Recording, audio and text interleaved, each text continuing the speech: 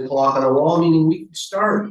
So let me call the meeting to order, and I will of course start with the Pledge of Allegiance as usual. I have no idea who I had lead us last year, but since Commissioner Morris is appropriately dressed for the season, I thought we'll turn to him to lead us in the pledge.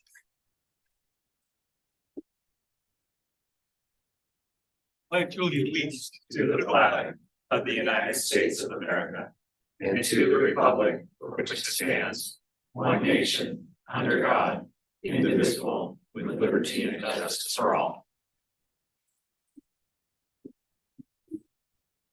All right, thank you all. A couple of quick housekeeping notes. The agenda for today contains a brief general description of each item to be considered, except as provided by law. No action shall be taken on any item not appearing on the agenda.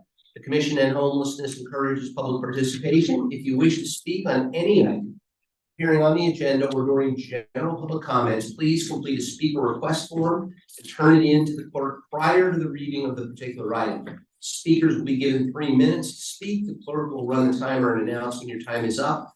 Public comments may also be submitted electronically by emailing response@ocgov.com.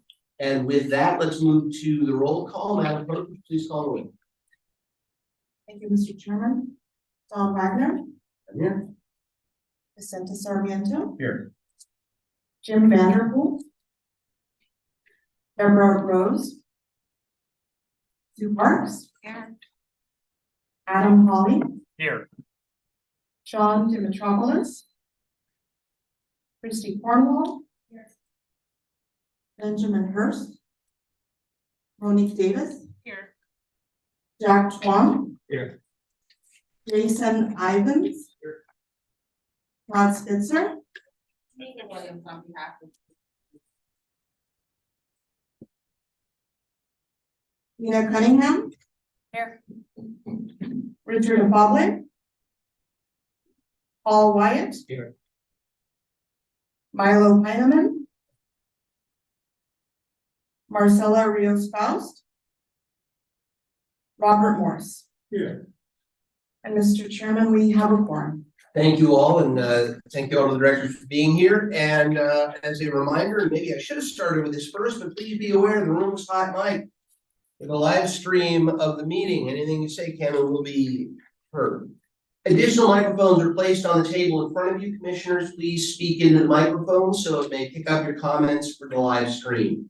Please try to keep side conversations to a minimum as they may be picked up by the microphones throughout the room. And before we get to the day's business, let me take a moment to welcome our 2 new commissioners. We have Chief Adam Hawley from Brea and Gina Cunningham, and reappointed Commissioner Milo Heineman. So welcome. Thank you for joining our happy band here. And Milo, welcome back, of course. We appreciate your service and look forward to a great year with all of you. So let's move now to the agenda for today's meeting. And at the request of one of our colleagues, I will swap the order of 2 items. We're going to do item 3 and then item 2. But before that, let's just dispose of the minutes. Madam Clerk, if you would read the first item, please. Item 1 is to approve the Commission to End Homelessness minutes from the October 18th, 2023 regular meeting. And we have 0 requests from the public to speak on this item. All right, thank you. Let's bring it back to the board. A request for changes to the minutes or a motion to approve. Don't be shy. Mr. Parks moves. Do I have a second? Second, I heard Supervisor Sarmiento. Further discussion? All right, all in favor of approving the minutes, signify by saying aye. Any opposition? Any abstentions? Matter carries unanimously. As mentioned, I'm going to advance item 3. Madam Clerk, if you would please read. Item 3 is to nominate and appoint the 2024 chair and vice chair of the Commission to End Homelessness. And we have 0 requests from the public to speak on this item. All right, let me bring this back. It is the obviously chair and vice chair. I've had the honor of doing this for the last year. It is time for someone else to step up, and it is my pleasure to nominate my good colleague from the Board of Supervisors for the role of chair, and that would be Commissioner Sarmiento. Are there additional nominations for chair? Seeing none, I will close nominations, and all in favor signify by saying aye. Aye. Any opposition or abstentions? Seeing none, good job. That was easy. Thank you, sir. Thank you. You make it look all smooth and easy, so. Oh, you'll do great. And for the record, we have been joined by Commissioner Vanderpool. And so welcome, sir. All right, that leaves the unfilled vice chair position currently held by Commissioner Fodley, who is not with us today. I'll open the floor to nominations for vice chair. Supervisor. Mr. Chair, because you're going to be chairing the rest of the meeting, so we still have that title with you. I wanted to see if Commissioner Twan would be interested. I'd love to nominate him for vice chair. Beyond. That sounds like a second, but it's odd to second yourself, so I'll second that one. Additional nominations for vice chair. Seeing none, will close nominations. I'll put it to a vote of the board. All in favor, signify by saying aye. Aye. Any oppositions or abstentions? Hearing and seeing none, congratulations, Commissioner Twan. Look forward to your service as vice chair. All right, that concludes this item, and I will now go back to the one we skipped, which is item 2. Madam Clerk, if you would read. Item 2 is to receive and file homelessness prevention and stabilization pilot program as proposed by Supervisor Vicente Sarmiento, District 2. And we have 0 requests from the public to speak on this item. All right, let's bring this one back to the board, and I will ask Supervisor Sarmiento to kick it off for us. Thank you, Chair, and thank you, everybody. It's good to see you all, and welcome, Commissioner Cunningham and Commissioner Hawley. I wanted to, let you know, first of all, I'm going to have to leave a little early, so I apologize. A few times I'm going to be called away, but thank you for advancing this item, Mr. Chair. And I wanted to introduce it, give a little bit of background, and allow Doug Beck to follow up on some of the implementation questions. But really, I wanted to thank you all because this program, this pilot program, the homelessness prevention and stabilization pilot program, really was something that you all had a lot to do with because of the conversation we had here. And I want to thank your input, staff input, my office staff's input as well to put this together, because it really does try to synchronize everything that we've been talking about here in this commission, at least for the past year that I've been with you. And one of the things is just really supporting the first pillar of our 4 pillars, which is prevention. And we know that we've done a lot with what, leaning into the housing pillar, the shelter pillar, and the outreach as well. But the prevention pillar is one that I know we've spoken about here that we can try to lean into a little bit more. So this is an effort to do that. So we will be looking at trying to intervene before somebody becomes homeless, because we realize that, having somebody on the street, getting them back, treated, rehabbed, and into housing is really, really expensive. We saw that United Way did a study some years back and showed that it was about $100,000 annually. And that was back in 2014, I believe, just to get somebody back on their feet and into housing. This is hopefully a way to make sure we prevent that and intervene at an early stage where we prevent somebody from falling into that problem. So we know that the county has done quite a bit of investment into this area. A lot of it has been responsive with treatment and reactive as well, to the tune of about $723 million to this point from 2017 to date. And it looks like next year, 23-24, we're looking at forecasting another 241 million. So that's going to get us close to $1 billion that we spent and invested in homelessness alone. And trying to prevent it is, I think, one of the tools that we need to restore and put in our tool belt. So that's something that I wanted to introduce to you today. A lot of it was born, if you'll remember, from the study that was released from UC San Francisco.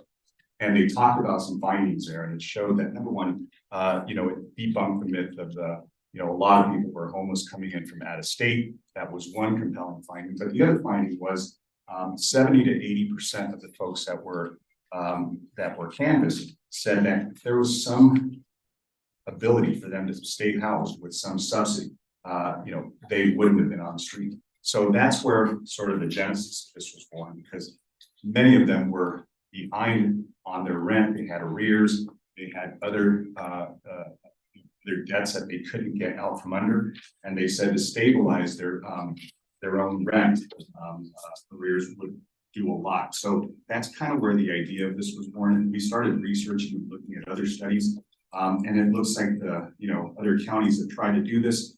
Santa Clara has done this. Others have done this as well. But for us in the county, it is a novel approach. It's something that we haven't done.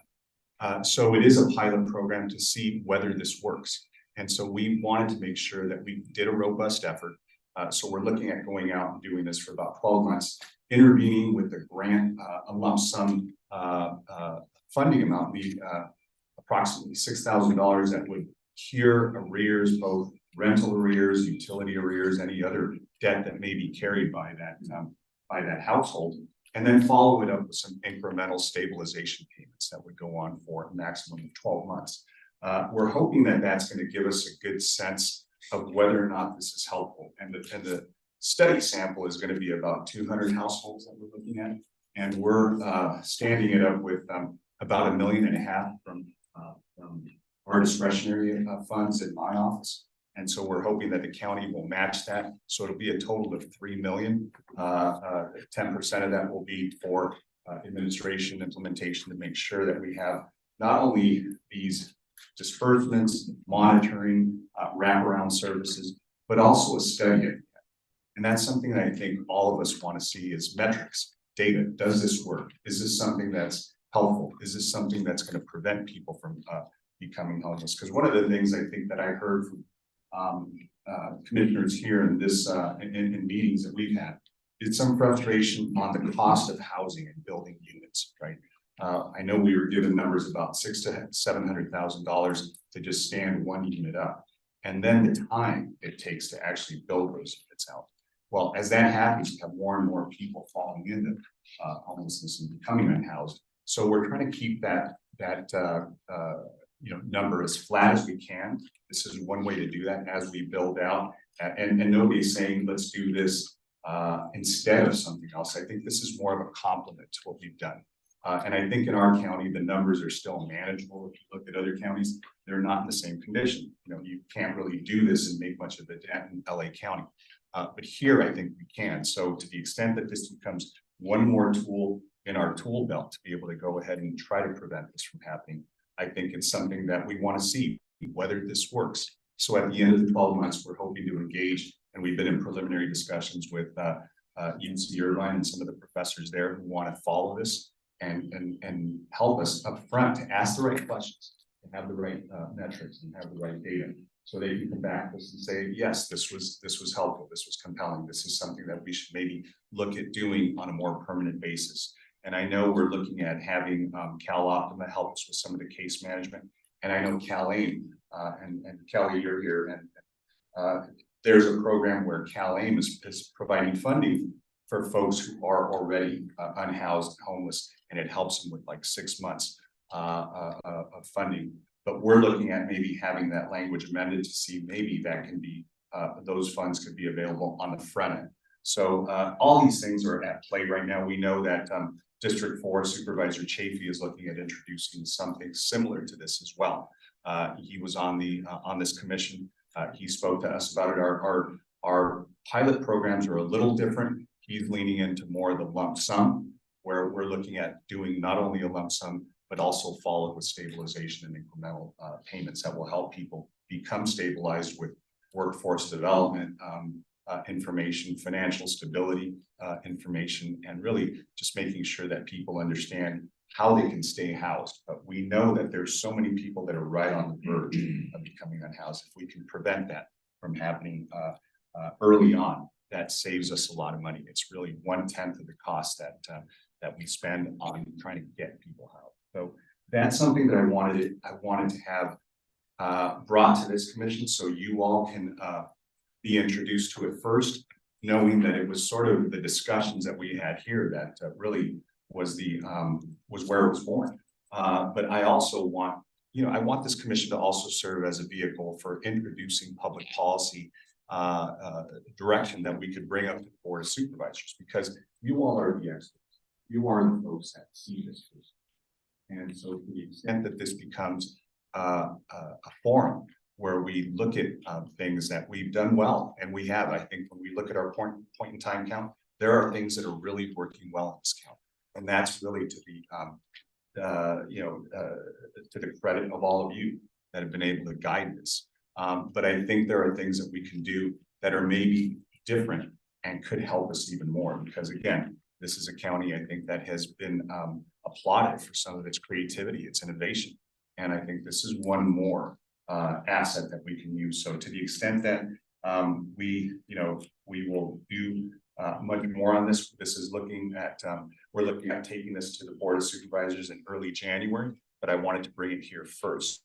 So it could be sort of the launching place for that. And I know we've had other departments, help and guide us with some of the other assets on the implementation and on the other matters. So I really want to thank them, and I want to thank Doug and his team for helping out as well. And that's really it. But I wanted to make sure that you all, if you had any questions, we were here to answer those and make myself available. With that, I'll go ahead and turn it over to Doug and you all. Yeah, thank you, Supervisor. Okay, a little stronger than I thought. Yeah, I think you did an outstanding job of covering some of these basics. I think worth noting is that this is something that you've been talking about both at the meetings, the last several meetings, and with our office, identifying a gap. As you and several of the commissioners have mentioned, we're doing a lot of work in the other three pillars. Prevention, we're doing some work, but there's a lot there to explore. So it's exciting to bring a pilot forward. Prevention's always, it's arguably any type of prevention programs can be difficult in the sense that if you're successful, you don't know the impact that you had compared to our other pillars where, housing, obviously if you're successful, you see the person in the house, in the housing. I think it's worth noting. So first, the commissioners will see a detailed breakdown of the proposed program and structure in their agenda packet. The supervisor mentioned that there's three critical components to this pilot. There's the lump sum, which is a traditional piece of most prevention or rental assistance programs. There's a case management component that will also help assist the household in identifying potential secondary issues going on in the household that might be worth help remedying or addressing, whether it's around workforce, mental health, healthcare conditions, benefits, things to that nature. Case management will be really critical there. And then the additional piece, which is the ongoing payments potentially for a household to help further stabilize them. So it'll be, I think we're eager to potentially roll this out, and immediately get feedback from, or today get feedback from the commission if they have any thoughts, questions, or feedback. And then I'll just, in terms of, I won't get too much in the weeds, but we're really looking at households that are at 30% AMI or below, and that are in rental arrears or active eviction proceedings. So we've tried to do our best to ensure that we're very targeted with this program, and the supervisor's staff has really led this and has been incredibly thoughtful about it. And lastly, I'll just mention there was an article recently that came out by the Public Policy Institute of California last week that spoke about how roughly 1 million California renters are behind in rent, and 150,000 of those report that they're very or somewhat likely to be evicted in the next 2 months. 60% of those million folks are behind 2 months, and then a third of them are behind 3 or more months. So, you know, there's significant data and reporting out there that this is a need. Now it's exciting to explore a potential remedy, and a remedy that might, that is more cost effective than if someone falls into homelessness. With that, I'll pass it back to the supervisor. All right, let's bring it back to the board. I do have a couple of questions, and one is really just timeline. As was indicated, the idea is to bring this to the Board of Supervisors January 9, which is before the next meeting of this body, meaning that formally this is the one real opportunity we've got to take a look at this program and raise suggestions, questions, whatever happens to be on our minds with respect to it. But and I'll look to confirmation. I am sure, however, that Supervisor Sarmiento's office will remain open to hearing as we sort of think through this over the course of the next couple of weeks before it comes to the board, the input of our colleagues. And so I want to throw that timeline out there. And then while I have the floor, before I open it up to everybody else, and you may have had an opportunity, Commissioner Sarmiento, to discuss this with County Council. I am worried about the issue of potential gift of public funds, because I saw it when I was trying to deal in a completely different context with fires in my district and folks who were out of their houses or out of portions of their houses. They wanted the county to come in and clean up, and there was just a question of whether we could or couldn't, and the answer was pretty much we couldn't go into individuals and give them something as a means to help that wouldn't be available more broadly to the entire community with the use of tax dollars. And so I throw that out there. Don't know whether it's been thought about what the potential answer might be, but that would be something I would think might come up. Yeah, and if I could, I think that what's important is that we did have county council work with us on these and making sure they understand that none of this will be considered a gift. We've done this before with rental assistance. It's really similar to that effort. But the other concern I have, which is something that's really important, is a lot of these folks are already on general assistance, so we don't want to hurt them there. So that's the other compelling question, that we want to make sure that we receive waivers for all of them, so it doesn't affect them with respect to CalFresh or any services that they receive. So to me, that's even the more compelling question. But we know that there is a population and there is a need and a public purpose for this. So it is something that there are plenty of people. At 200 sample size is really really a microcosm of what the need is out there. So yeah, those things will be vetted through council for sure. Okay. Dr. Cole. Thanks for sharing this. I think it's really innovative and really reflects all the studies that we've seen so far. So I'm excited to see it work out. I had 2 kind of questions / comments for consideration in the rollout. The direct financial assistance is up to the $6,000 per household, and it appears that it's mostly for rent arrears, past utility bills, and rent-based items. In our experience, sometimes what we found is that people might have a car repair that's preventing them to get to work and earn an income, or maybe it's a broken oven or something like that. So potentially, I would just throw that out as consideration for some other expenses. And then under the program evaluation, I love that there will be a local academic institute to review the study or the pilot.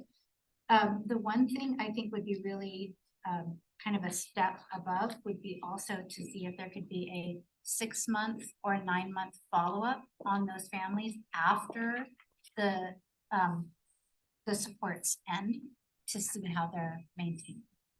But I'm excited to hear more about it.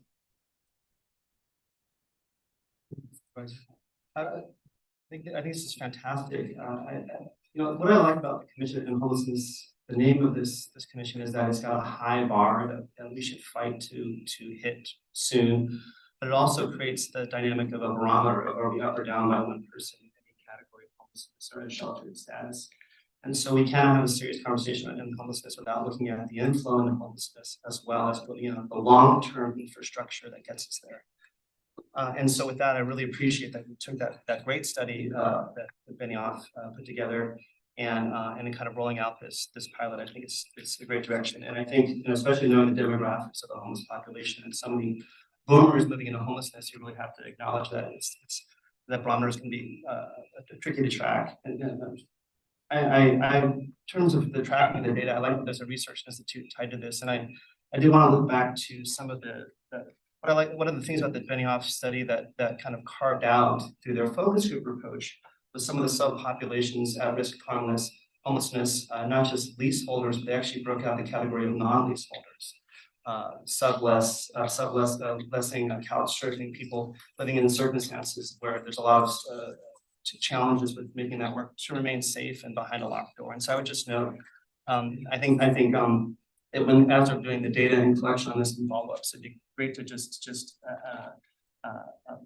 be aware of that in terms of collecting data information. And I'll just speak briefly too, if I could, to the challenge of the null hypothesis that Doug Beck mentioned, the director. You spend $1 on someone and they've remained housed a year later. How do you measure whether that made the difference? And I think it's difficult, and we have to be realistic about data and outcomes and supporting good policies that are effective. And I see this all day long, everybody. If you over-regulate a program, if you make it too complicated, too many structures to make sure that we're getting the results, you're driving the implementers to support those outcomes instead of the ones which is results on the end. I'm much more a fan of simpler approaches that focus on getting results and then looking at reallocations or reuse of funding based on results, just outcomes based. And so I think it's a tricky question because what we want is we want to have results that we know work because we want to decide whether we should do more or less of any given type in the future. And I would just go back and say this area of prevention, this is not my area of focus, but we do work with people coming out of different situations and it's really harder to define. And so I really appreciate that. I think this pilot is a great direction, very strong.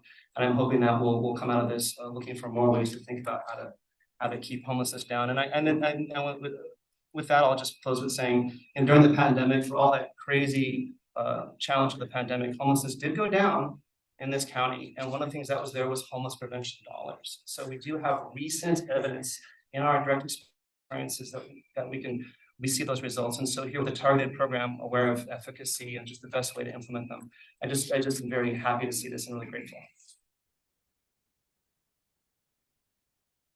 Which way?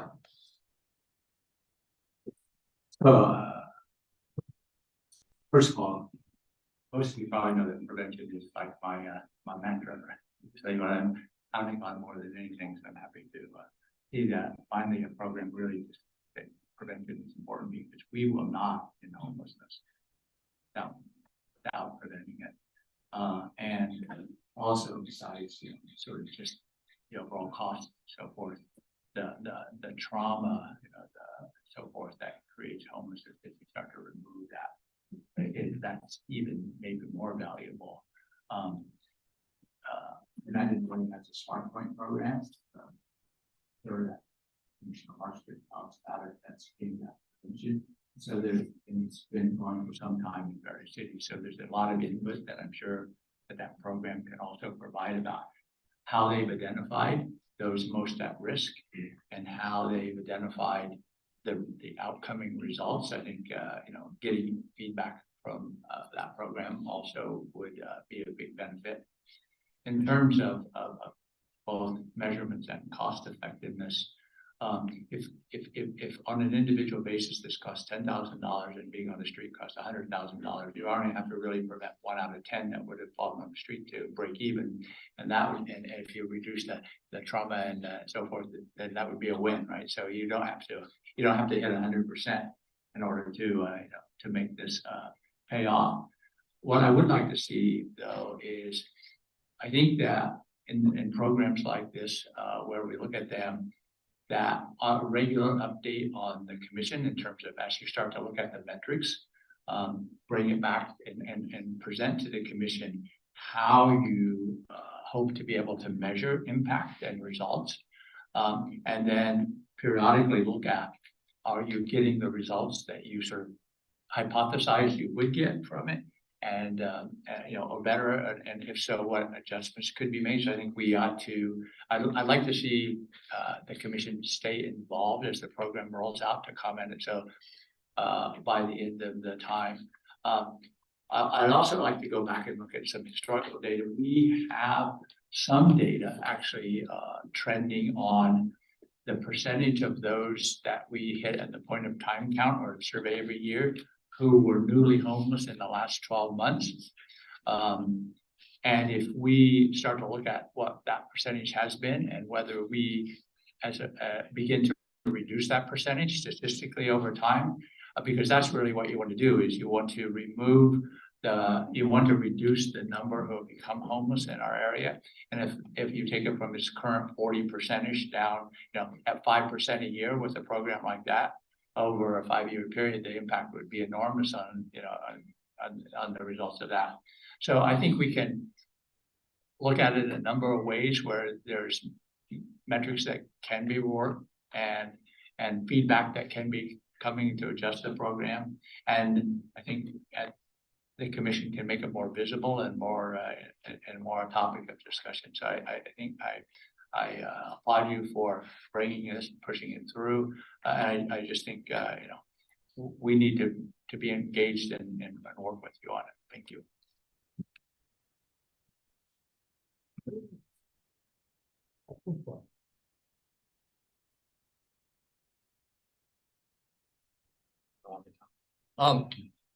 So I working on a project with OC Hunger Alliance, and we recently had a convening to talk to the service providers who are really working on the ground. And one of the feedback that came up was exactly this: is having enough resources that we can provide those that are coming to them for support to cover food, because they recognize it's connected to everything else. The idea of the social determinants of health, right, which is what you're addressing. So I like the approach. I just want to verbally support it and publicly support it, because I think it also has the results of this will also inform a lot of the other works peripheral, just not just homelessness, but I think it's going to be important data.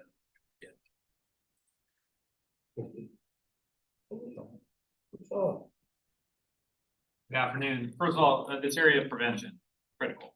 We have to address this, so I really applaud the thought and the effort that went into it. Not a question, but maybe a suggestion for future consideration. More of a separate private program where they target really 2 areas that you're addressing here. One is the case management, and the second is the ongoing payments for long-term stability. And what this particular program did was, instead of just providing those ongoing payments, they offered it as a loan. And what it did was 2 things. One, it handled the immediate problem of helping pay for any debts or rent. And it helped the individual or family start building credit, which is also important for long-term stability and ability to take a loan for a car payment, for example, or a product or another rental property. And then the other side benefit of it was it perpetuated the funds, that the money, when it was repaid, was then reallocated to another family that needed it. So it didn't become just a one-time program, but in essence, it could become a longer term program. And then the question about how do you accomplish that? Well, maybe through some kind of public-private partnership. So something to maybe consider and think about for future iteration of what this could look like if the pilot proves successful, to maybe expand the success of a program similar to this. Thank you. Well,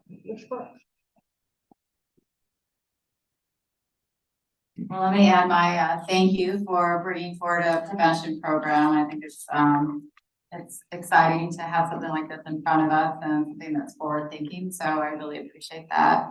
And it sounds like we'll have an opportunity to maybe give some more feedback, but I'll just dovetail on a couple of other comments from other commissioners. I think when Commissioner Hyman was talking about simplification. What we found is that 6,000 might be low in some of the time, how much it takes to get somebody full. And what we want to make sure is that we get them in the place where they are steadily housed. So if there was the opportunity of flexibility in how the contracts or how it's written, and so that judgment can be made. It might be set up this way, but it could be flexible at the time of what that person really needs might be helpful. I love the idea of the study that continues afterwards, and we're a big fan of that. And Commissioner Wyatt brought up Spark Point. So this has been such a key program. We've been doing it for 10 years now, but we primarily do it out of Title I elementary schools, where the schools identify the families that are most at risk, because we're looking too generational. We don't want the parents to move away and yank their children out of school, because then we know it creates that cycle. So that year-long financial coaching where somebody, their whole family learns how to set a budget, clean up their credit, get out of debt, and they've got somebody with them for that long period of time, makes a huge difference in building their self-confidence that they can go on and lift their family out. So anything like that we can provide, any help or support or information on that program. And just so you know, Notre Dame's going to be studying that as well right now as part of some other work around the country. So if that's something we can tie into some research already going on, we're happy to see if we can make that happen too. But again, thank you for bringing this forward.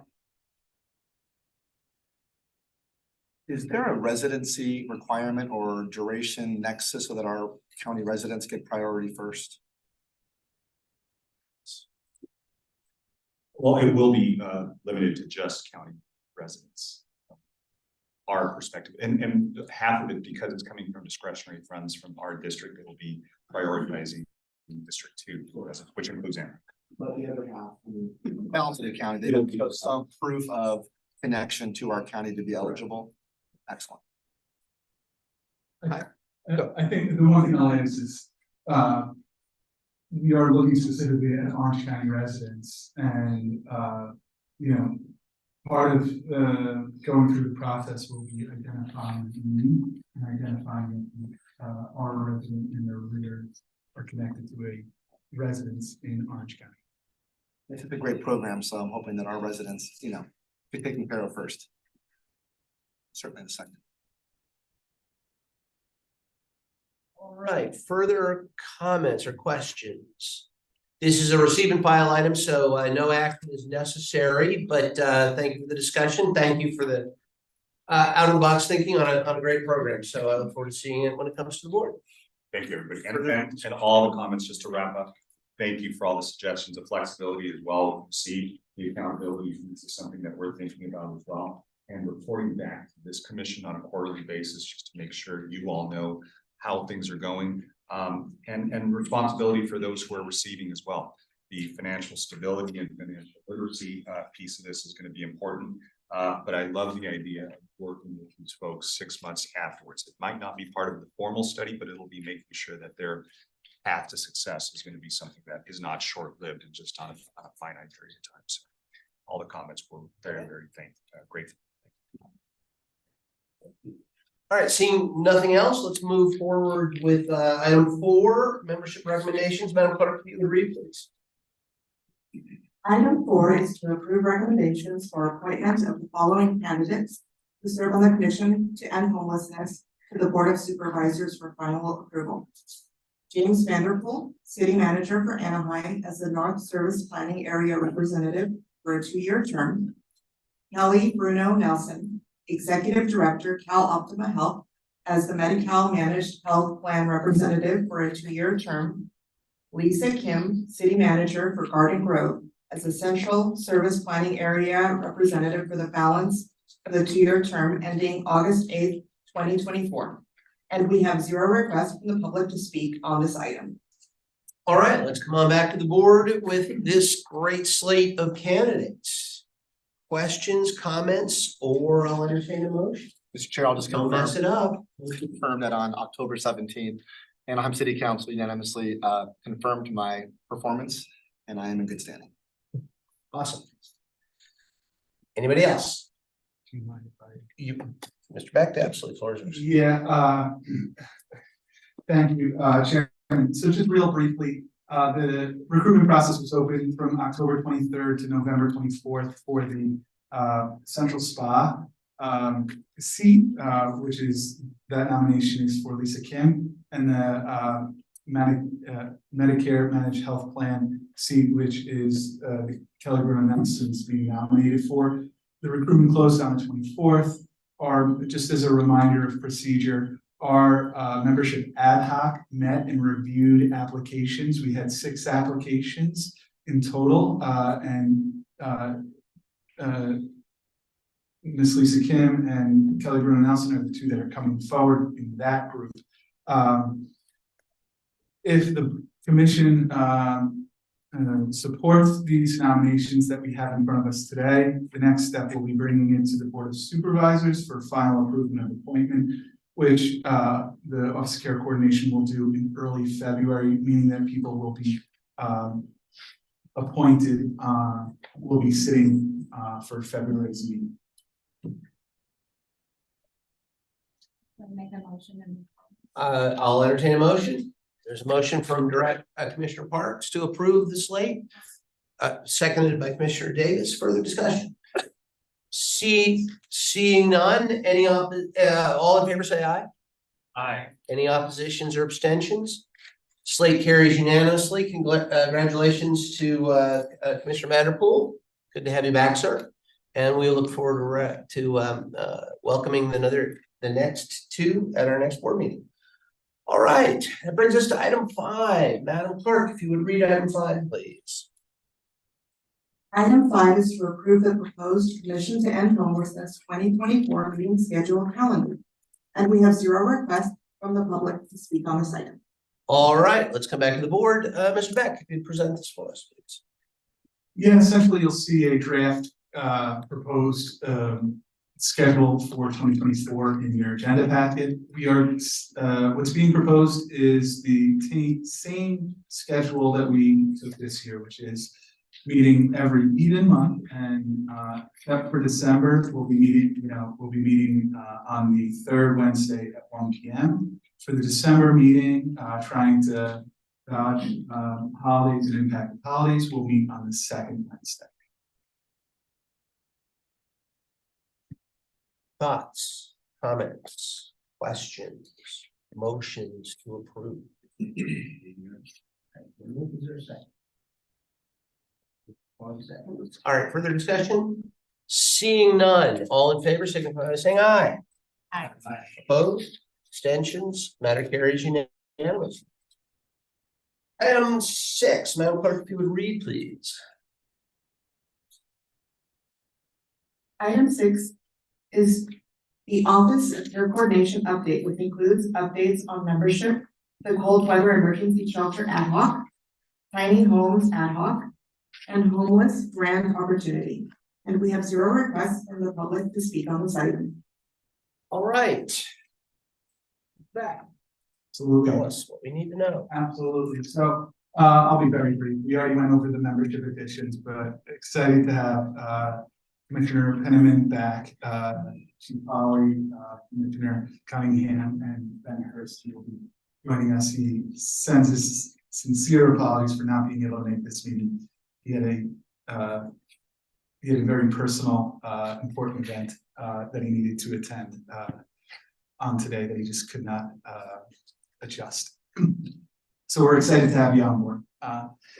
My second update is around cold weather shelter ad hoc. So as you all may remember, back in June, the commission created a cold weather shelter or cold weather emergency shelter ad hoc to discuss what potential models or how the cold weather shelter may look this upcoming winter, especially after last year where the cold weather shelter was hosted in the city of Fullerton for the months of February and March. And it was, we had some fits and starts and some challenges in getting the cold weather shelter going. And then it eventually, not to get too deep into it, it ran incredibly successful in Fullerton, but they had significant feedback, and we've had feedback, the county's had feedback from Santa Ana, the other historical host city. When the ad hoc met in its first meeting to discuss potentially moving forward, there was a agreement that ideally we would be moving forward with a model that was a decentralized model instead of having one or two sites located in the county that serve the entire county and put a significant burden on the host cities. The ad hoc is really interested in brought to the board, the commission in August, feedback around reaching out to all 34 cities and specifically their mayors and city managers through a letter to reach out and understand what the city's interests may be in having their own cold weather shelter, specifically serving their proportionate need or potentially a regional need with a adjoining city. So the commission, you all instructed and recommended that my office reach out to all 34 cities through a letter.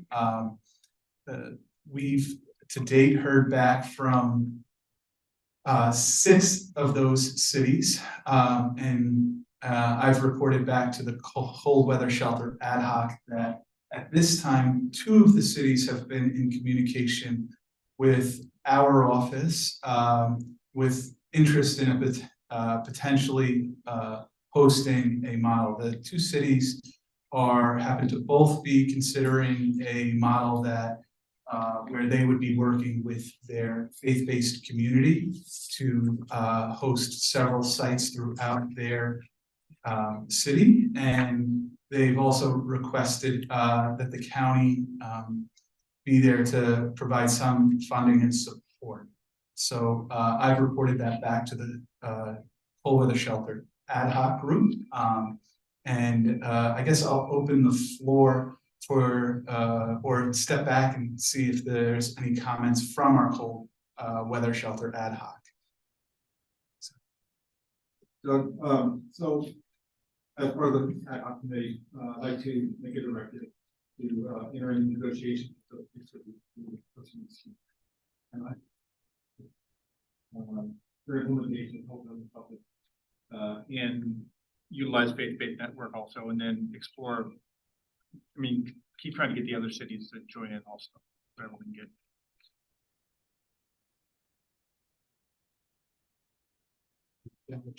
Yeah. Commissioner Sarmiento. Oh, I'm sorry. Commissioner Tuan and then Commissioner Sarmiento. So the provider will be the faith-based network, or are you going to find a nonprofit service provider then? So I guess I want to be slightly cautious in getting out in front of any of the potential cities. What I will say is that the discussions we've had revolve around leveraging faith-based communities that have already stepped up in their communities historically for similar efforts, and potentially with additional funding might be able to do something more formal and more structured. Yes, thank you. So I know at the ad hoc, we did discuss sort of parallel paths, knowing that not all 34 cities or maybe any cities would be interested. You know, the good thing is that we've had some response. It's been tentative response, I think, you know, according to Mr. Beckman. So I do, again, repeat his caution that gives us all. But as a formal step, I think engaging with them more directly, knowing that they've shown some interest, I think is a good idea with the 2 cities. But also sort of as a plan, as a backup plan, to the extent that there are some beds available throughout this network of shelters that we have, working with all of those providers and seeing if we can set aside some beds there.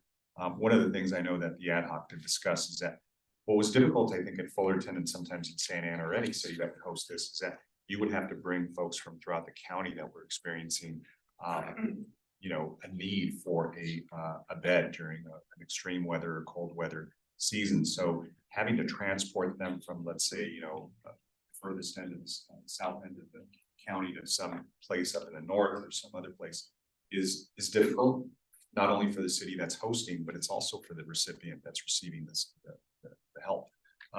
Having more opportunities where there's shelters available throughout the county to maybe have some beds set aside for them there where the transport is not so difficult, somebody can access those beds, I think would be a good backup plan in the event that negotiations, discussions with the two cities or really any other cities that are interested would be helpful, just because that way we provide options for people, and maybe proximity could be helpful if somebody is really closer to a shelter, central spa versus the northern spa or the southern. It just seems like that, just the practicality of moving people to one place or another is a difficult one. And so this might make it a little simpler for somebody to access those beds.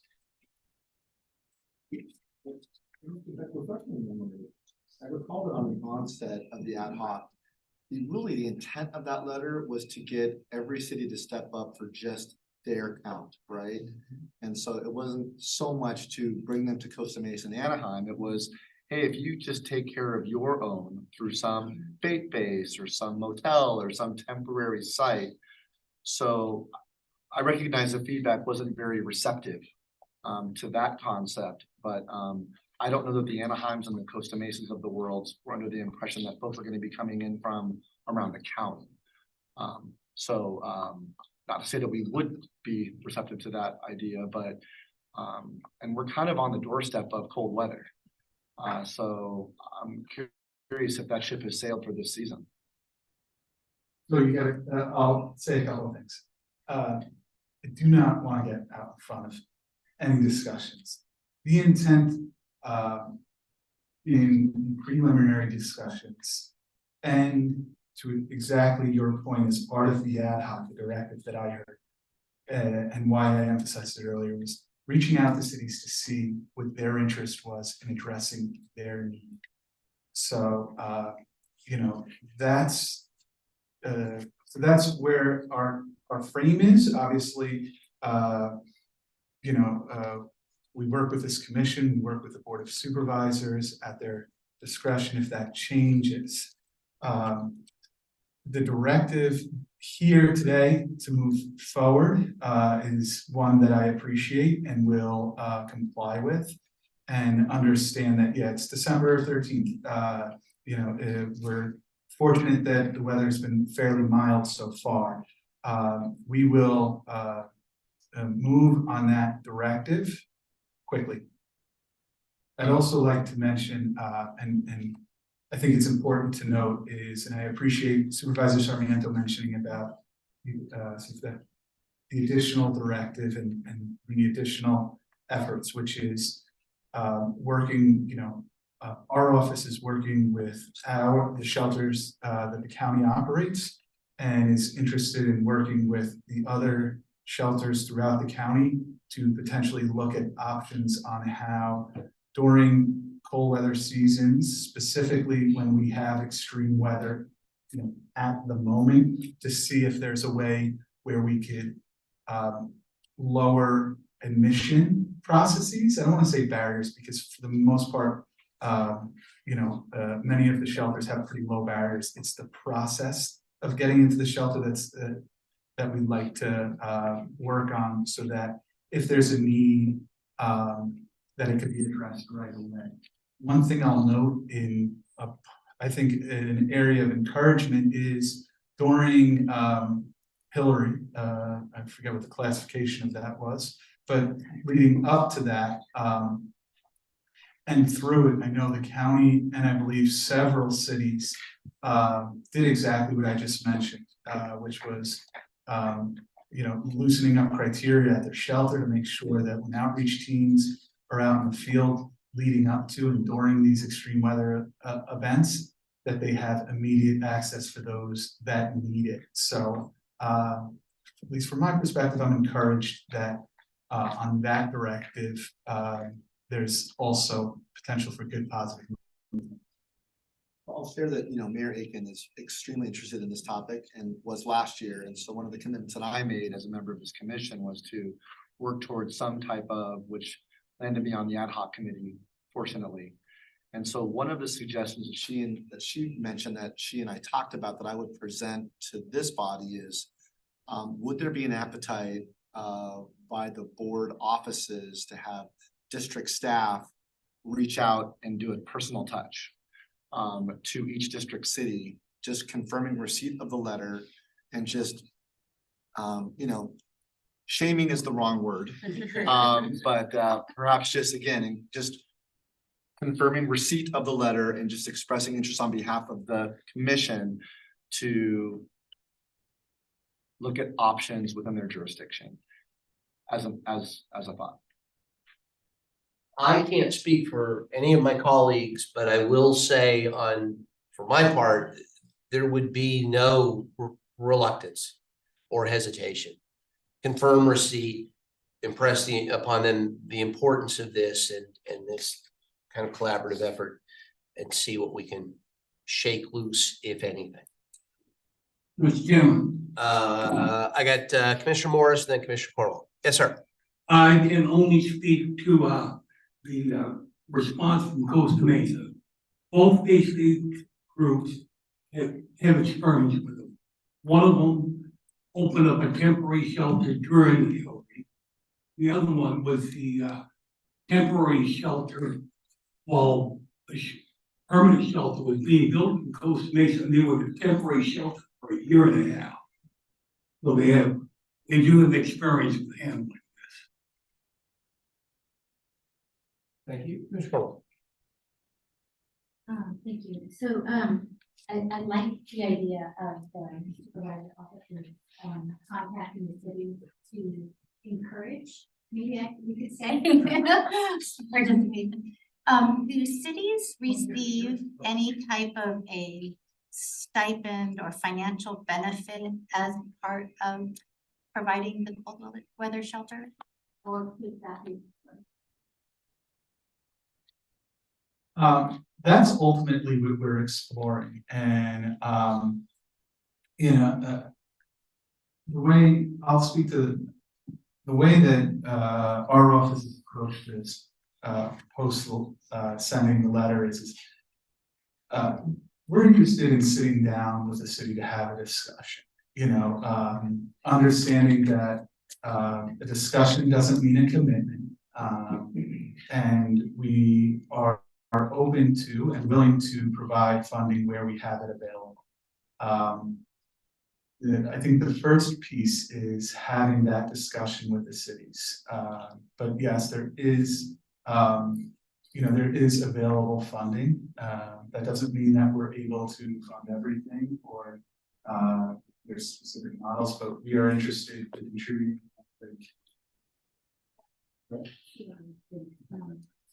Were any of the 6 cities in Southern California? Yes. That's positive. And then my last comment would be, regardless of where the cold weather shelters end up being located, I would really like to see that there are more transportation options than continental. And I've done mentioned this before. In South County was there weren't any transportation options to last year's cold weather shelter. The only locations for pickup, I believe, were in Anaheim and possibly.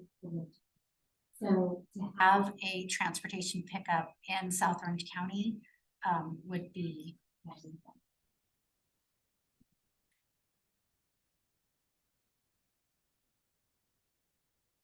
Okay, thank you.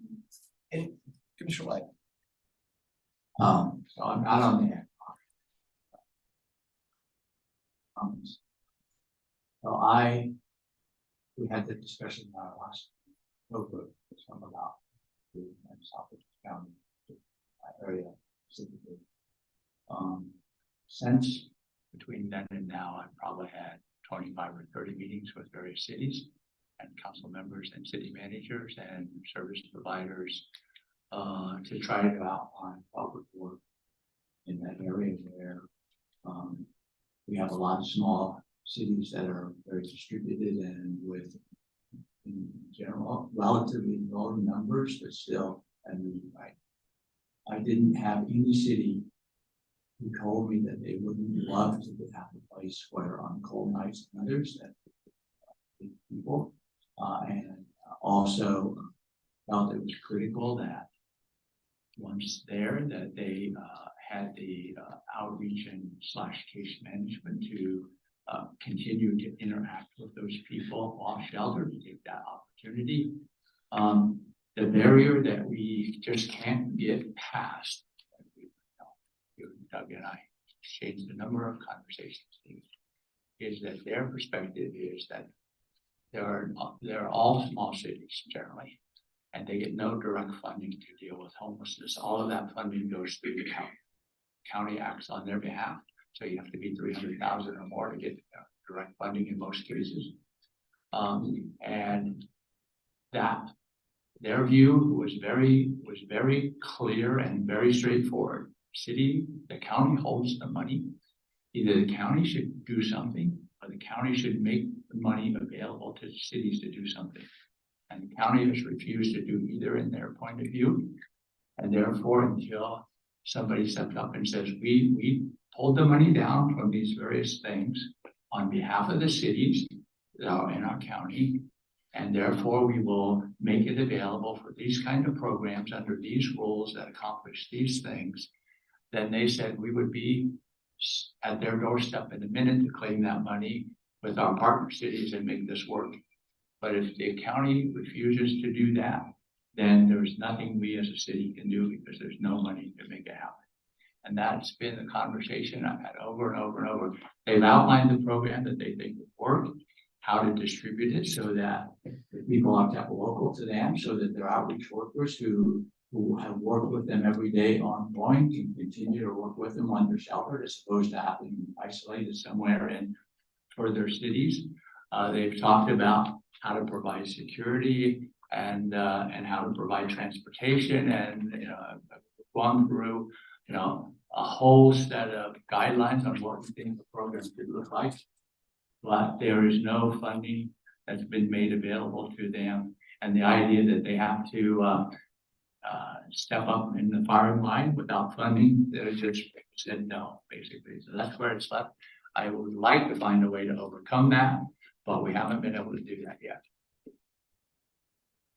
Let me address that, if I may, a little bit on behalf of the county. I will tell you, number one, that's good to hear.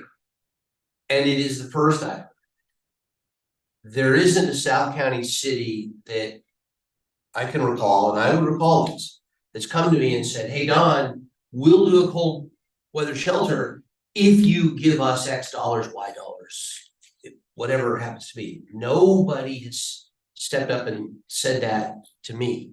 Maybe they are, not maybe, I trust that they are saying that to you. There's a disconnect somewhere.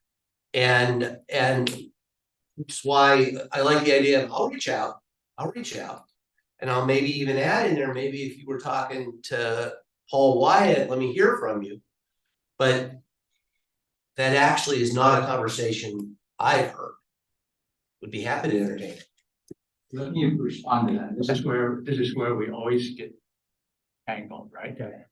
The city's point of view has been, I shouldn't have to go and make a proposal to the county. The county has the money, and it's the county's responsibility now to look at how to use that money. And if they would like the cities to use it to do a cold weather shelter, then they should announce that that funding is available to the cities, so that the cities could come and say, you've made money available, let me draw down against the money that you've now made available. But the idea that they have to come to you not knowing whether you will make funding available to them is an inhibitor. So they want the county to take the lead to say, there is money available for cold weather shelters for a city, and here's what the city needs to do if you want that money, as opposed to saying, I'm going to come and ask for that money. So I don't know why that's, I have my own opinion about why that's a barrier, but they're looking to say, you should set the rule. I mean, just in the same way that you get an offer from the state or down the range that says you can have funds available if you follow these rules, present a program to me to draw your funds down. They're looking for essentially a NOFA type of proposal from the county to say, if you do these things, you can draw against these funds that we have available to do them with. And they haven't seen that, and I don't believe we presented that, but that's what they believe it would be necessary in order for their constituents to support them stepping forward and their budget people. So I think we can overcome it. I'm really here begging that we overcome it, I guess, if you will. But I do think we have to overcome it. Thank you. Anyone else? All right, you have your directive, and that's that on cold weather. Go ahead. Thank you, Mr. Chairman, and thank you everyone for the directives and the feedback, incredibly helpful. Completing my discussion items, wanted to provide a quick update. At our last commission meeting, there was a tiny homes ad hoc that the commission voted on and approved the creation of. Working with the chairman's office, there's a handful of folks that have been identified for that ad hoc, and we're scheduling our first meeting for early January. I think we've got something on the books. I know our office is excited about this particular ad hoc. Speak to myself, I see this particular ad hoc as one that lasts probably 4 to 6 to 8 months because of the nature of studying all of the different options for tiny homes, working with the many different stakeholders that they either have provided them throughout here locally or in Southern California or the state. And I'm excited to, at the conclusion of it, or to be able to come back, and the ad hoc to come back with a real framework and providing some clarity and definition and thoughts around applicability here in Orange County with tiny homes. Last update that we wanted to provide is mentioning the homeless services grant opportunity. So several of you may be familiar that the governor has established the encampment resolution funding opportunity. He recently announced the opening for applications on round 3. So, and we'll be accepting applications through June 30th, 2024. Just as a little background, I guess it was about 2 years ago when the original demonstration round, round 1, was announced by the governor for encampment resolution funding. So I believe a little over 50 million was made available for applicants throughout the state. Our office applied and received funding to address encampments throughout Talbot Park in Costa Mesa. And we currently have a program operating with PATH, People Assisting the Homeless, in Talbot Park that's really made a significant improvement to the park. There was an additional round the following year, round 2, that significant amount more funding was made available. The city of Garden Grove applied during that round for a location at basically the 22 freeway and Beach Boulevard, addressing encampments in that area. They recently were awarded. As part of that award, the city of Garden Grove is partnered with the county, and there's some services that the city of Garden Grove's pilot will be utilizing and working with the county on. There's roughly $300 million available for this particular round of funding. It is eligible applicants include cities, counties, and continuum of care. So what I'll say is obviously the Office of Care Coordination, the office that I'm in, is diligently working with partners here at the county and cities and nonprofit providers to explore potential applications, but more importantly, I think, and why we emphasize this, knowing who's in the room and all of the commissioners, the county is not the only eligible applicant here, and we wanted to inform the community if they have not already heard about this potential funding opportunity. Like I mentioned, round one, we received funding, round two, City of Garden Grove did, and our office and the county are willing to partner, work with, provide technical support to any jurisdiction that is interested in submitting their own application as well. This is a really great funding opportunity that we'd like to ensure that Orange County as a whole is able to get as much funding and support for. That concludes my updates. All right. Anything further from the commission on that? All right, we are now then at item 7, and Madam Clerk, if you would read. Item 7 is a presentation titled 2024 Points in Time Count, and we have 0 requests from the public to speak on this item. All right. Spec. Yeah, so we're really excited to have Matt Bates back, former commission member, and it's been heavily involved in our 2023 homeless survey. CityNet was our project lead for that. They were our project lead for the last 2 point time counts. I'll let him get into his brief presentation about our 2024 point time count.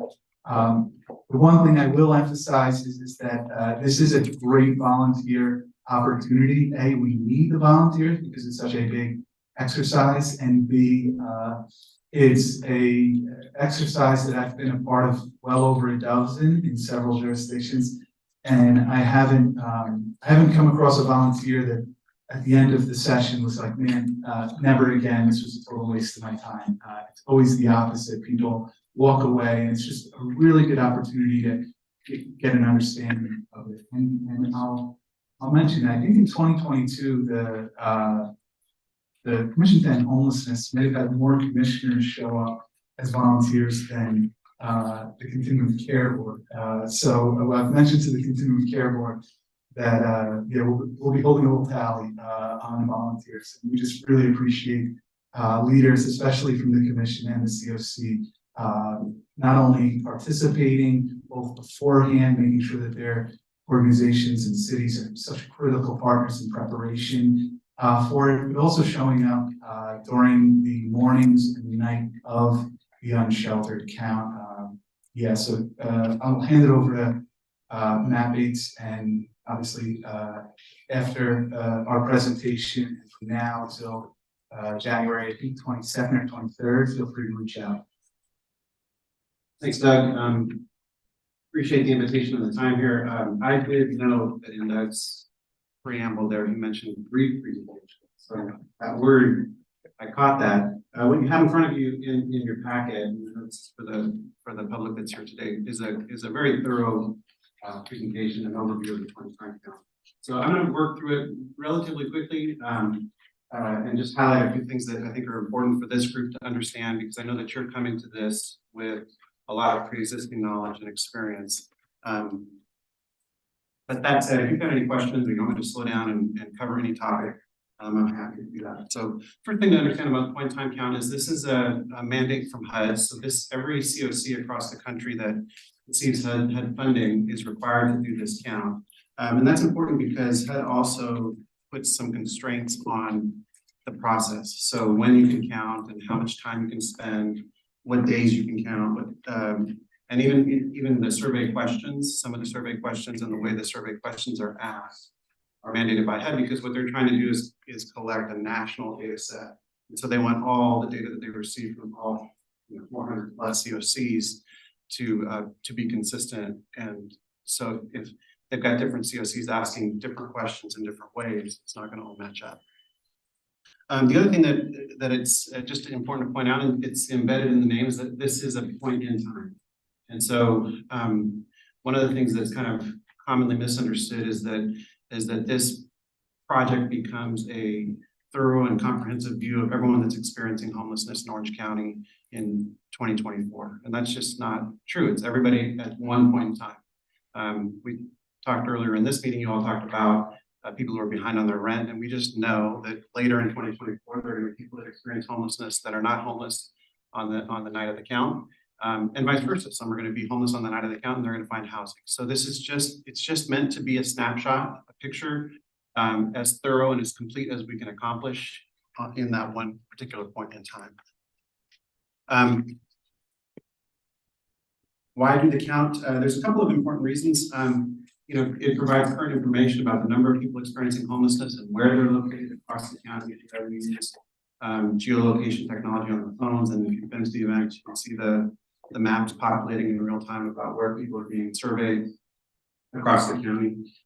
It also provides us with important subpopulation information, demographic information that's important to know how to effectively plan interventions. The data is useful. So, as was just mentioned, there are grant applications that are competitive grant applications. That money that comes from the state or from the federal government, and so continuums that have accurate data and robust data are in a position to compete for those competitive funding dollars. It also allows the continuum to coordinate efforts across the different services that are providing to make sure that programs and dollars that are spent efficiently, that are not duplicated, that there's not big gaps that are accomplished, because we're having as best we can a comprehensive picture of what homelessness looks like at that point in time in the county. Who's involved? This is a County of Orange funded project that, like I said, it's mandated by HUD, but HUD does not provide any funding for the project. And so County of Orange and its many departments are the funding agency, if you will. City Network contracted to do the unsheltered count. There's also a sheltered count, and Orange County United Way 210C is again contracted.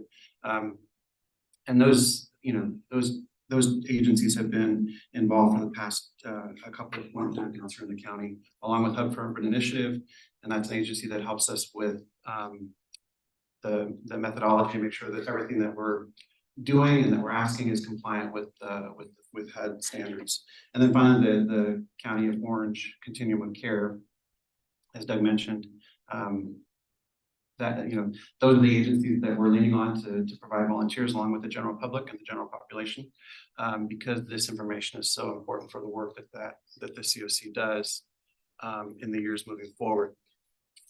We also partner with city and county government. We've already, this project have already reached out to all 34 cities and our teams have already been out with all 34 cities, trying to gather information about where on the days to come, we're likely to encounter people experiencing unsheltered homelessness. And then on the days of the event, you'll have elected officials and homeless services providers all working together to conduct the project. So it's a real multi-agency, multi-city collaborative effort to pull all of this together and to accomplish the point-in-time count. In terms of the dates, the sheltered count it technically goes from sunset on the day of the 22nd to sunrise on the day of the 23rd. And then the unsheltered count will be starting again that Tuesday morning and then Wednesday and Thursday. It's a survey-based count, as you know, so the goal is to survey everybody that we encounter, going out to these three identified hotspots. So the team, like I said, our team has been working with the local cities to create these maps that we can then put in the hands of the volunteers to go out and conduct the count. There are some subpopulations that are extremely important to count for a number of reasons. And some of these are challenging to count. Transitional age youth, families in particular, are just difficult to count using the methodology that we use to go out and identify people who are experiencing homelessness for various reasons. And so we have again engaged efforts to work with the collaborative and committee groups that across the county that are targeting work with those subpopulations, not only to create hotspot maps, but also in some cases to create events where people can come to be counted, or not, events and locations where they can come and present themselves and participate in a survey, as opposed to us having to go train volunteers to go find them in the field. And so we're working really hard to, again, be as accurate and thorough as we can for those experiencing unsheltered homelessness, including these particular subpopulations. The count is organized by service planning area, and so like in the past, we will focus our efforts over 3 days on three different spas. In each case, we'll have a morning and an evening shift. So 3 spas, and in the morning there'll be one event, and then in the evening there'll be another event, deploying from 2 deployment centers per spa. This is the timeline. The key thing to kind of point out in the timeline is in the morning, we hope to get the teams out in the field at 5 o'clock in the morning. So this is really start. They need to be at the deployment centers before that to get their materials and their maps, and then to collect data until 9 o'clock. So 4 hours to collect the data. They'll be given maps that they, in most cases, they should be able to accomplish the map, take a quick break somewhere in the middle, and then go back to the same map and resurvey in case there's any migration. So in 4 hours, they should have enough work to accomplish the maps twice. And then again, we'll go to those same maps in many cases that same night with a different team. So and so some cases, some maps will cover 4 times during the event, just because we recognize that at different times of the day, you might find different populations, people experiencing homelessness in those locations. This is the evening timeline, so similar, similar strategy, at night, going out in the field at 7 o'clock. This time of year, that's well after dark, and collecting data until 11 o'clock at night. So again, another 4 hours of data collecting. So it's kind of a big lift, big ask for volunteers. We're asking for a big percentage of their time. We're asking it for a time of the day that's not convenient for people to volunteer, and it's not typical for them to volunteer. And then we're asking them to go to locations in their city or in cities that are close to them that maybe typically they don't go, because many homeless neighbors, as we all know, are in areas that are outside the public eye. And so it's a heavy ask, but as Doug says, we do surveys, and we get the feedback that we get is invariably positive, and kind of overwhelmingly positive. It's an eye-opening event, an experience for a lot of people that are coming to volunteer. One slide. This was one. If you're in the audience and looking at your sheet, it might be difficult to see because of the colors, but essentially we had 2 deployment centers per spa. And this is so that if we just had one in each spa, it would be, as the county is so large geographically, it would be too much driving. And also, this way we're able to accomplish also 1 deployment center in each supervisorial district as well. So we organize these so that people, to minimize driving and to maximize the time that the volunteers will have in the field to collect the data. So there'll be two deployment centers per event per spa. So 2 in the morning, in the north, 2 in the evening in the north. So it's a if you think of it that way, it's 12 of different events that we're trying to organize. But we're pleased that all these are confirmed, and there's plenty of parking and lighting and those kinds of things that you need for an event like this. These are the actual locations of the event and the deployment centers, and also the cities that will be served from those deployment centers. So again, the strategy is to make sure that the volunteers that come to that deployment center don't have to drive so far. They can survey the cities that are nearest to the deployment center at which they're volunteering. They have different opportunities to volunteer. There's team captains and field surveyors. I know there are a lot of agencies represented here in the room, not only around the table for the commissioners, but also in the audience. And so we really rely on the agencies that have client-facing staff, whether that's in shelters or in outreach engagement, housing, to volunteer and to be team captains because they have knowledge about how to engage homeless neighbors and how to conduct conversations, and also just knowledge about where to look and where they're likely to find them. But essentially, the team captains are doing surveys as well. They're just leading a team and that don't have any particular training or knowledge, but if they want to be involved, then they're welcome to. And then others that either cannot or are unwilling to go out in the field, they can volunteer as well at the deployment centers to help with cleanup and setup. We've got training sessions that we've arranged. The last time, if you recall, we were right in the middle of COVID, and so this was all done online. So we're happy to have some in-person options this time as well. So really, there's three different options. There'll be in-person trainings where you can come and we'll deliver the training live in person in front of you. There'll be live streamed events where like on a Zoom or Teams kind of a meeting, but it will be live, and so you can ask and have your questions answered. And then we'll also record the trainings so that those individuals that can't either attend the live training or the live stream trainings can watch the trainings after the fact. And some people prefer that. So we're trying to meet different times and different locations and different preferences that people may have to receive the training.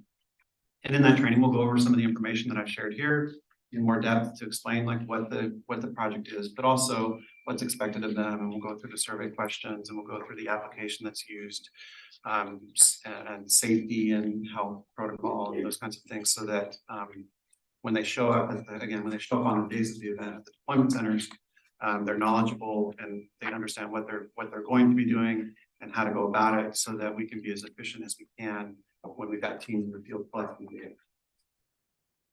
So how you can help, volunteer recruitment is really where we're at right now. We know that at the end of this month, we kind of lose people's attention for a couple of weeks. Unfortunately, the way that this event is landed, again, the date is set by HUD, and so it's just something that we deal with every time that we do it. So if we're really working hard now to get registrations. We'll continue to communicate, obviously, over the holidays. But of course, after the holidays in January, we'll revisit the recruitment and really ramp that up. But if you know or you represent agencies that you know are participating, if you could sign up early, that really helps our teams that are doing all of the mapping and assignments of different teams to different maps to different locations. The earlier we have those, if we get them all flooding in at the last minute, which we will, it just creates additional work for those teams. And then finally, we've got some donations. We look for groups that can provide hygiene kits or snack kits that we distribute. We also distribute gift cards for those that participate in the survey. It's worth noting that we can't compel anybody to participate. So this is all, the other part of this is the homeless neighbors themselves that are agreeing to participate. And so it's useful for the volunteers to have some small items that they can distribute, hygiene items or other incentives for participating in the survey, to thank them for that. And then finally, I'll just add if indulge me for just a second, I'll just add my rallying cry to Doug's, which is, this whole project is, it is about collecting data, and it's about arming the COC and your commission with strong and accurate data about what homelessness looks like in Orange County at a point in time. But there is also an element of this that's about education of the community and really winning hearts and minds of people that otherwise might be skeptical or just not knowledgeable about homelessness. That's something that's a little bit hard to measure, but it's really important because long term, I think all the things that you're working on here at the commission, all the things that the COC is working on, at the end of all of it is creating housing so that people can be in their experience of homelessness, transition through the outreach and engagement into shelters, and from there into long-term housing.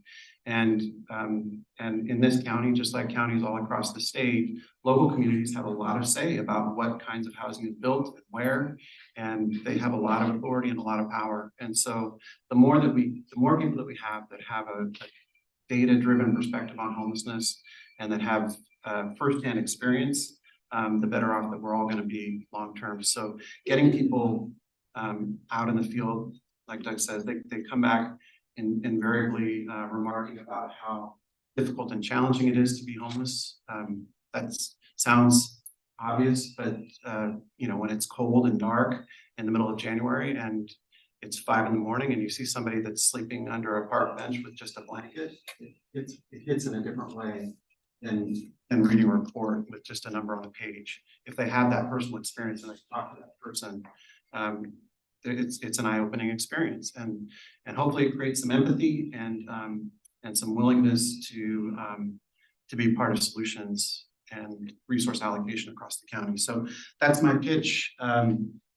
And with that, that's my contact information is at the top. Molly Shaner is our census supervisor. So if you have particular questions about mapping or hotspots or you know the data management side of it, that's what Molly leads on.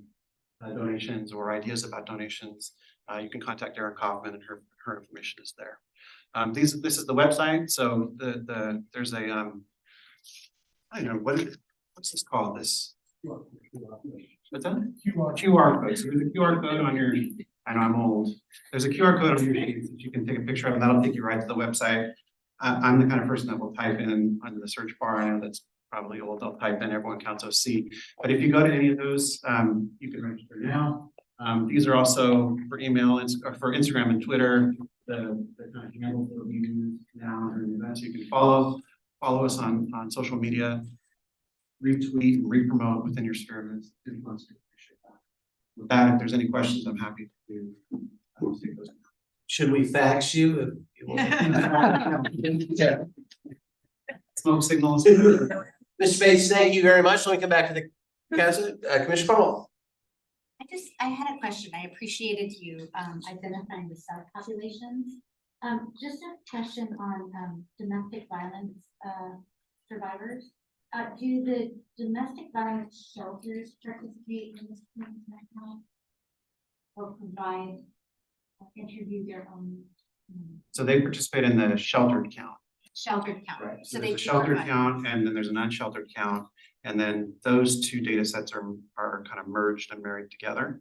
And even deduplicated so that if somebody's, you know, spends the night in the shelter and comes out, you know, and is running errands or going to work and they're interviewed out in the field, we can make sure that they're not double counted. So it'd be great. Maybe you've already sent these out via email so we can forward them out to our volunteers. So you'll send those or send those to us. That would be great. So, and I think we already have 3,000 hygiene kits for you. Yeah, the United Way has been very proactive and we appreciate the support. Every point in time County United Way is a big partner, not only in the donation of some of the materials and supplies, but also in getting the word out and getting volunteers, driving volunteers to the event. So I was just getting, those are all volunteers, and so people really want to help. So yeah, we'll still take more, and typically what happens is if there's extras, then we redistribute those back out to outreach and engagement teams across the county, so that nothing will go to waste. yeah, well, thank you. You always do a beautiful job of organizing everything, so we really appreciate it.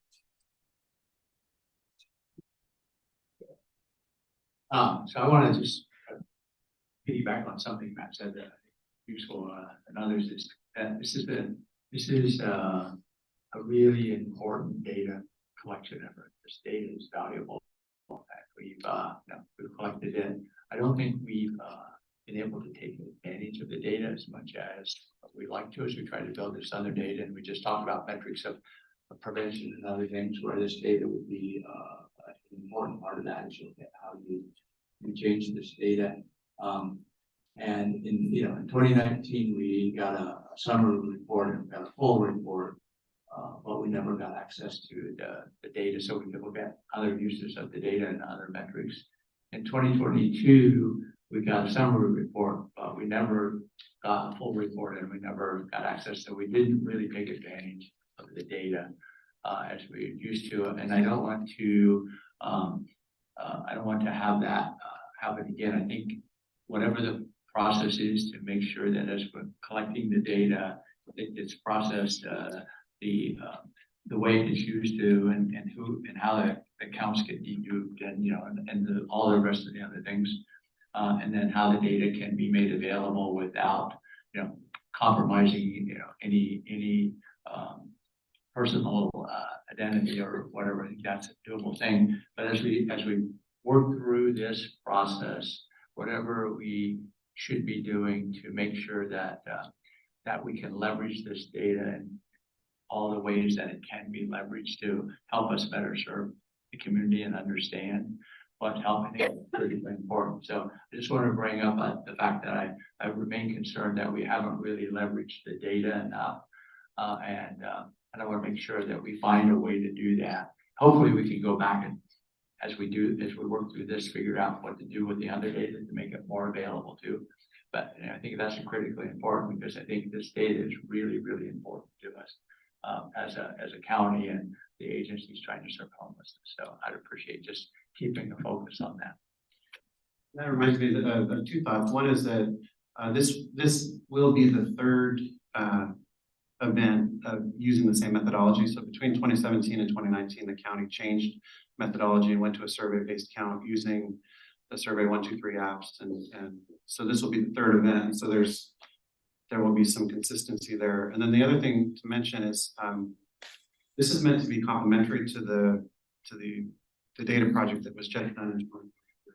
So it's not the point in time count is not a replica or a duplicate of that event.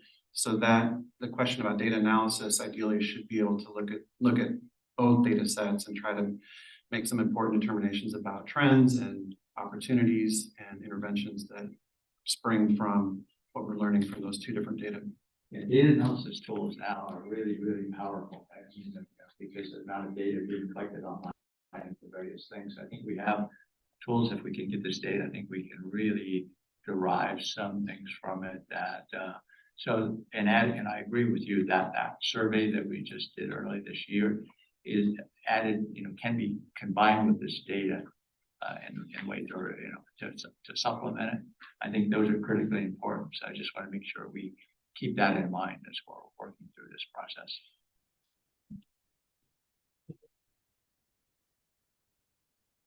Matt, I appreciate you mentioning that the subpopulation efforts are difficult to measure sometimes, and your comment regarding sort of a 3-year consistent approach gives you sort of the trend data, so you're comparing apples to apples. I recognize that, but I'm wondering if there are opportunities in the future or post the 3rd year to make some tweaks to possibly how we gather data, because you know, like for example, the family when specialized come and be counted approach, you know, like, you know, mom with 3 or 4 kids, transportation issues. I mean, can they come and be counted? I'm just wondering if that creates an undercount of family homelessness. And so, you know, and with the other data points, are there ways that we can be more effective at measuring the right number? And if that's the case, when could we do that? Yeah, I think I think that's an important conversation that's broader than even the point in time count, because the point in time count is constrained in certain ways. You have a limited window of time at which you can gather data.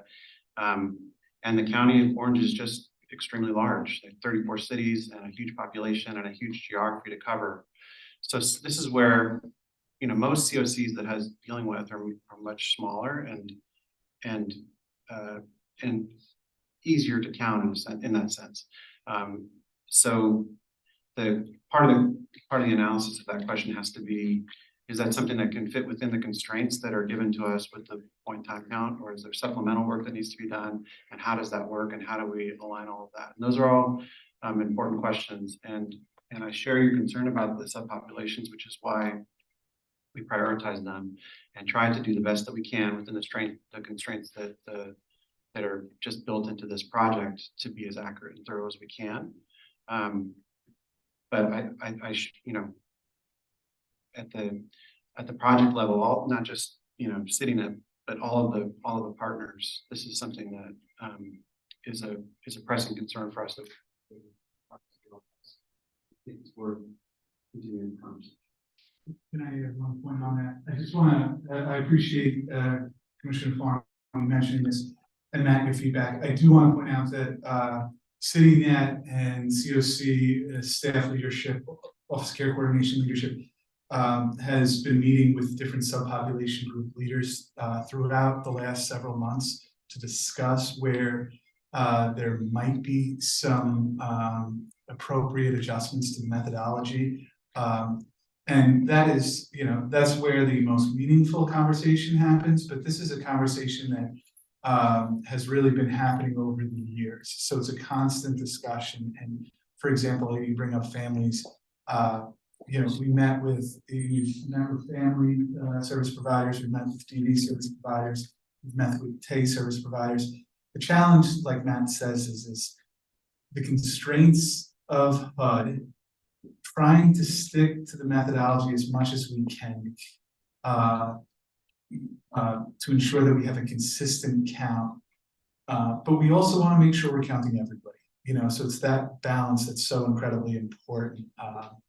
And then the last thing I always mention, and Matt mentioned it as well, is the point in time count is a critical exercise for any community, but it's not the only exercise, and it's not the only data set.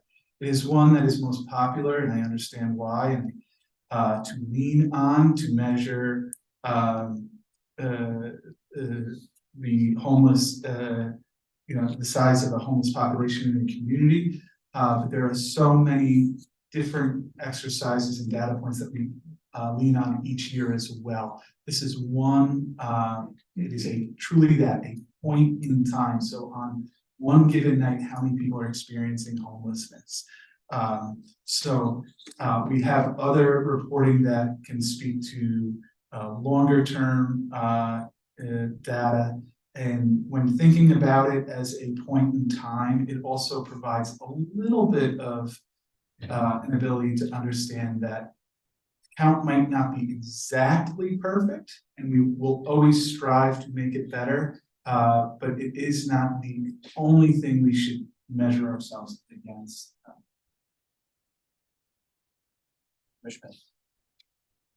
Thank you very much, Lisa. Just two quick comments. One is, I just want to just put on that what Doug just said about the constraints of the survey process, and just really just loop back to this last presentation, the 2023 survey, and what extraordinarily high quality data set that you produced to kind of counterpoint against this survey, this annual point in time count. I just want to be highly complimentary of the quality of the data we're getting. I've had hours and hours of conversations and decision-making conversations based on the data we got from this last survey. Just excellent work. And looking back to this conversation, I just want to just say that one word I could describe this is for a broader conversation audience is that it's fun. Our accounting staff, two, 3 counts ago, the whole group came out. It's kind of a big fun early morning shift activity, I guess it's early.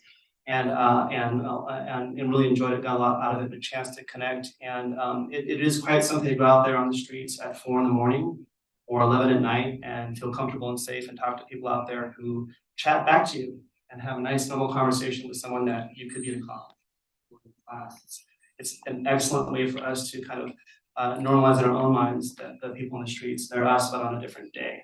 And so our county staff had a great time and they want to do it again. So, thanks. Appreciate that. I'd also mention, like, one of the things that we're really proud of is that, again, knock on wood, there have not been any reported safety incidents in all of the thousands of surveys that have been done over 34 cities, 3 spas, you know, multiple years. And anything can happen at any time, you know, we're out in the public sphere, you know, that anything can happen to anybody at any time. We live in an uncertain world, but we work really hard in the training and the orientation, and also, you know, we work closely with law enforcement ahead of time and on the days of the event to make sure that if there's any safety concerns or issues at all, that law enforcement is present for those maps and that we send teams of experienced people to those maps. But we're really trying to create a positive experience for everyone. And so those experiences, yeah, it's hard when we're recruiting to say you're gonna have a good time. But that is a common experience and a common reaction. People come back really charged up and really, you know, in some ways, excited and innovated by the experience they just had. And in other ways, like their eyes were opened and kind of thinking on a bigger level about homelessness, which is something that maybe they just thought about driving by on a freeway or it wasn't touching them personally. Now they've got a personal experience. And so what are they going to do with that? They're processing through. So that appreciate your team coming out, appreciate the commitment to volunteer again. And like I said, it's also important to note that we have a really great track record that we're hoping to keep pristine of safety because we keep that as a high priority as well. All right, thank you very much for the presentation. And that ends item 7. We are at the public comment portion of today's agenda. We'll take comments from many members of the public wishing to speak on non-agenda topics that are under the subject matter jurisdiction of the commission. Any requests from the public? We have one request to speak. Call the speaker, please. Harry Buck.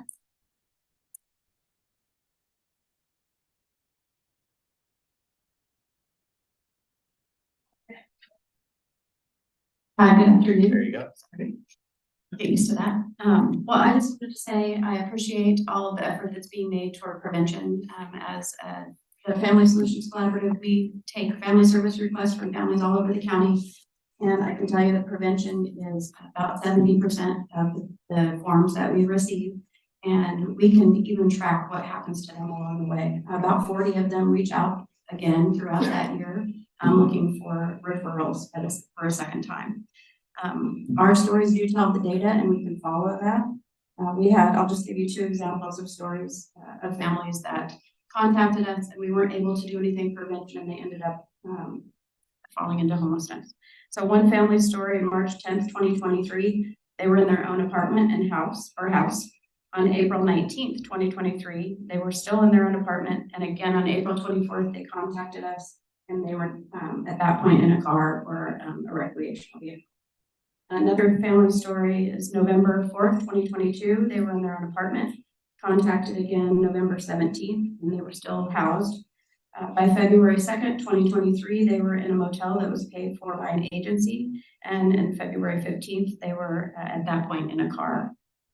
So we have over 100 examples of that just through our review of our data. So I really appreciate the focus on prevention.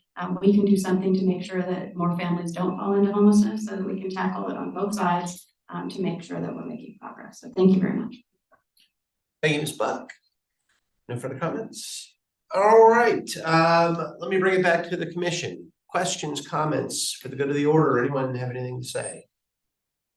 I just wanted to say thank you to you, Mr. Chairman, for the year of leadership. I know that Vice Chair Bob isn't here as well. It's the same, but especially from the staff point of view, your leadership, we really appreciate. Thank you for the year. Thank you. All right, well, it has been an honor, and I want to thank this board for giving me the honor and opportunity to chair. I wish much success to our new chairman, and also add my thanks to Vice Chair Dr. Fabley for I much appreciated his help, his role as vice chairman, and of course, most importantly, the commitment he shares with all of us to our common cause. So thank you all for that opportunity. And that concludes this meeting of the Commission on End Homelessness. We are adjourned. Our next regularly scheduled meeting will be held Wednesday, February 21, 2024 at 1 p.m., where you will all be given Sarmiento's problem. Thanks. Thanks, guys.